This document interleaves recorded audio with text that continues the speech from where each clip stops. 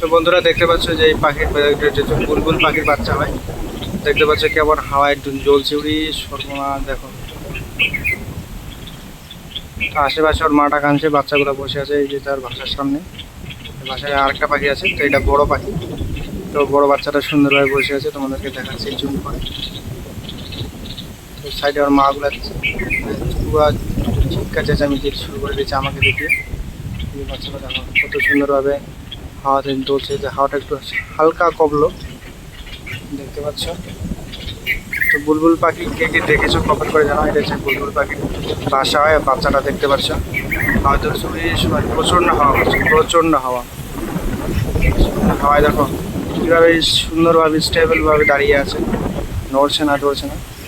গাছের মধ্যে সুন্দরভাবে এইভাবে দাঁড়িয়ে আছে। এই তো বুলবুল পাখির বাচ্চাটা দেখতে পাচ্ছ বন্ধুরা। তো আমি অনেকটা জুম করছি, জুম করে দেখাচ্ছি। দূরের অনেক দূরে হয় এটা।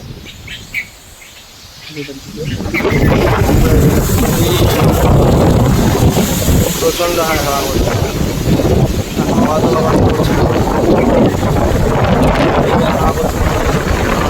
দেখো গাছের ঠান্ডা কত দূর চলে যাচ্ছে হাওয়াতে, হাওয়ায় গাছের ঠান্ডা কত দূর চলে যাচ্ছে।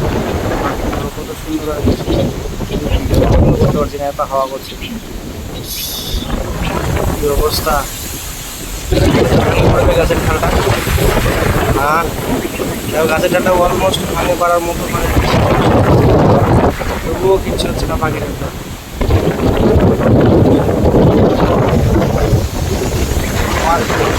ঠান্ডা কোথায় চলে যাচ্ছে, গাছের ঠান্ডা এদিক থেকে ওদিকে, এদিক থেকে কিচ্ছু হচ্ছে। আমি এই দৃশ্যটা থেকে সত্যি করে অবাক হয়ে যাচ্ছি। পাখিটা তো ভিডিও করতে পারছি না আমি, তা হওয়ার পাখিটা এত সুন্দরভাবে গাছের ডালে মানে সার্ভাইভ করছে, সেই জিনিসটা দেখে আমি সত্যি অবাক হয়ে যাচ্ছি। দেখো ভালো করে দেখাতে পারছি, এই লাস্ট মুভমেন্টে একটু ক্যাপচার করবো, সেটা হচ্ছে